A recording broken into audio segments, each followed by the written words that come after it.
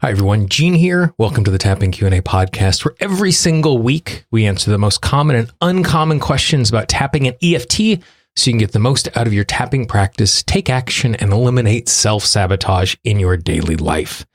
One of the tools that I've created, which makes it easier for people to remember to tap and to be successful, is this little service that I created about 5.5 or 6 weeks ago, in which 3 times a week, I send out a little text message, T-E-X-T, a text message, to your phone, which includes a little moment of inspiration, as well as a link to a tap-along audio that you can tap on in that moment or whenever you're so inclined. And what's been really interesting is not only the feedback that I have been getting, but apparently the people who are using it keep telling their friends about it, because every couple of days, a few more people sign up, which is really, really exciting. Because if we're reminded to tap more often, we are healthier. If we are healthier, we make better choices. If we make better choices, the world around us is there. So if you would like to jump in, it is only $20, and that is a one-time fee of $20, and you will get the remaining of the tap-alongs that I'm doing. I'm doing it for 1 calendar year. And like I said, we're about 5.5 weeks into it. So you still have over 10.5 months of reminders coming your way. If you want to sign up, just go to tappingqa.com/SMS. That's 3 letters. S is in Sam, M is in Michael, S is in Sam, because SMS is the type of message that a text message is. If you have questions, Gene, Gene, at tappingqa.com, and we will get you set up. And the question I get the most about the service is, does it work outside of the United States? And yes, it works all over the world for the exact same price. This is Gene Monterestelli, and welcome to the Tapping Q&A podcast, recorded live to tape from Williamsburg in Brooklyn. This is episode 382, originally aired August 28, 2019. Hi, everyone. I hope this finds you well wherever you are and whatever time of day you're getting a chance to listen to this. Thanks for spending some time with me today. Today, we're going to talk about and tap about the idea of transformation. What does transformation look like, and how we can be really frustrated by the transformation process if we understand it in a way that is not useful. Before we do that, I just wanted to do a couple of things up top. First of all, we have been thanking over the course of this calendar year people from all over the world for listening to the podcast. I haven't done it in a couple of weeks, and in the last few weeks, we've added a number of countries. I want to thank the people in Aruba, Bahrain, Belarus, Georgia, Luxembourg, Montenegro, Togo, and Tunisia. Thank you very much for listening to the podcast, and to all of you all over the world, thanks for listening to the show. It really is exciting from time to time when I pop into the stats and just see all of the people who are consuming the audio, which means that you're taking advantage of this, which means the world is a better place. I'd also like to thank all of the supporters of the Tapping Q&A podcast. As I've mentioned, we've been going through the process of transcribing a bunch of the past episodes. That is only possible because of the support of people just like you. Also, the supporters get a bunch of free, cool content. I just put up 3 tap-along audios that only supporters have access to. If you are one of the supporters and you're having a hard time accessing those audios, just shoot me a note, Gene, Gene, at tappingqa.com. If you'd like to be one of our amazing supporters, all you need to do is go to tappingqa.com/support. The tapping that we're going to do today comes directly from my last week of client sessions. And it was an issue that came up a whole bunch of times over the course of the last week. And it was a frustration around transformation. And I talked to lots of people who are in process, who are doing the work, who are moving forward in professional ways and taking the action that they want because they're eliminating sabotage. But for most of these people, they have not completely achieved their goal. And because they haven't achieved their goal yet, they are frustrated by that fact. They feel as if the work that they're doing isn't as good as it could be. And much of this is an emotional feeling, because sometimes intellectually we can see progress and recognize that. And one of the reasons that emotionally we get really hung up in the transformation process is when we consciously or unconsciously, turn transformation into an all or nothing proposition. Because if we make something an all or nothing proposition, we can make huge progress, but because we haven't completely made the progress we want, then it's easy for us to be dissatisfied. And let's use physical pain as a really easy example to talk about this. If at the beginning of my day, I have a pain in my knee and it is at a 7, and I do some work on it, and that pain goes down to a 2, how I respond to that is going to be dependent upon what I understand the goal to be. Because if my goal is to be pain-free, then I've failed at my goal.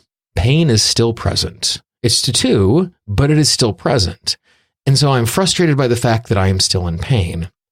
Or I could recognize, because that pain has gone from a 7 to a 2, it's just something that's nagging, but I can go about my day and I can do everything I want to do, while when that pain was a 7, that wouldn't be a possibility. And so in this context, what my expectations of success are directly impact how I emotionally feel about moving it from a 7 to a 2. The same is true when we're working on our business, we're trying to change our physical health and the shape of our body, when we're trying to work on organizing and cleaning up our house. If we're working from this position of it being all or nothing, I'm only going to be happy with my business when I 100% meet my sales goal. I'm only going to be happy with my body when I 100% reach my weight goal. I'm only going to be happy with the way my living environment looks when it's absolutely perfect. And having really clear, strong goals is so valuable in moving forward. It is so valuable in creating an opportunity for us to be motivated and to take action. But you can see, if we get into this all or nothing proposition, how easy it is to be frustrated because our goal is about achieving it all. And sometimes we're going to be in a situation where we can't actually achieve the goal. To go back to our pain management example at the beginning of the show, there are people, because of what is going on physically in their body, that they're always going to get the signal of pain from their body. That's not something that is going to change. And so when we are in an all or nothing place, it makes it really easy for us to be dissatisfied, and it makes it so we don't appreciate the change that has happened. So today, we're just going to do a little tapping to reframe that, to get ourselves comfortable with what transformation looks like and how we navigate all of that. So to begin with, what I want you to do is I want you to tap on the side of your hand, take a nice big deep breath. Take another nice big deep breath as you tap on the side of the hand. And just move from point to point, tapping along, repeating after me. I'm glad that I have goals. It gives me something to work towards. And it gives me the ability to evaluate my progress. It gives me the ability to recognize how far I've come. But it is really easy for me to become hung up on achieving the goal exactly. Of making the transformation process an all or nothing proposition. Because when I make transformation all or nothing, the only way I can recognize success is if I've achieved it all.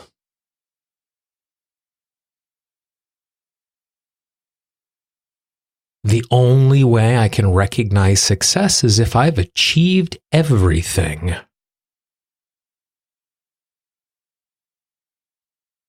The reality is, I don't have to have 100% success in order for my life to be better. I don't have to have 100% transformation in order to have things improve.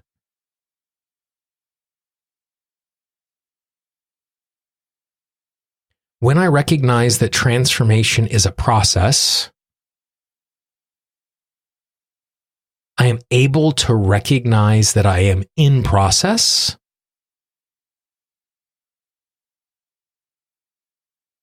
I am able to recognize the value of my success in this moment.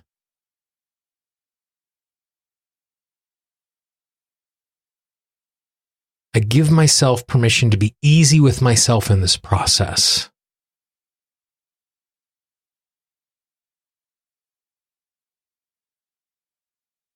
I give myself permission to celebrate my successes along the way.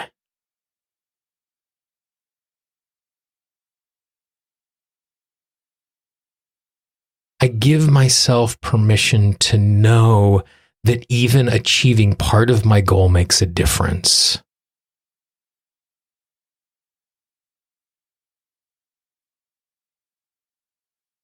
Achieving part of my goal makes my life better.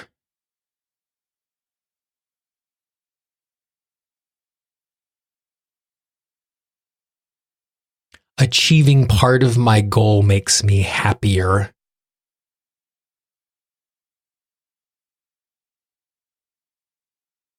Achieving part of my goal makes me healthier.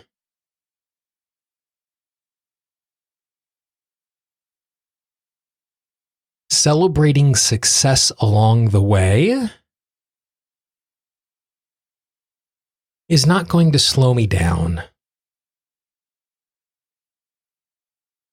is not going to distract me. Instead, it will motivate me.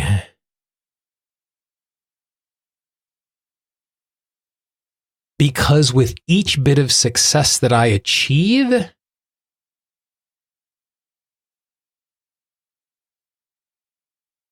it makes it possible for me to move forward in a healthy way.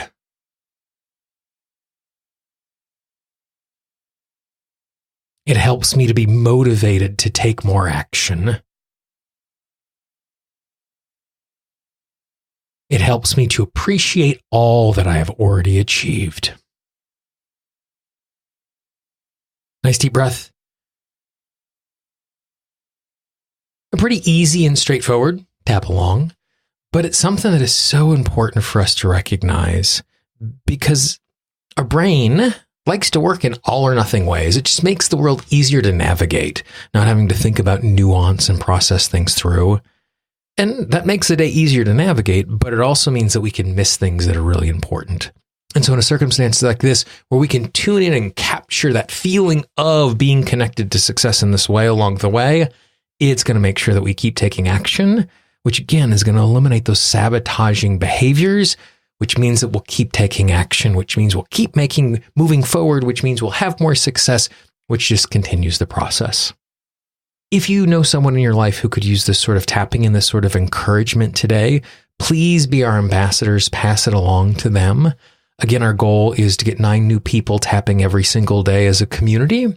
And just think, if you had one person in your life who tapped on this, who started celebrating their success and started being motivated to take more action, think how much better their life is going to be. And you, as their friend, as their loved one, how much better your life is going to be as you see them moving forward, as you see them being successful in that way.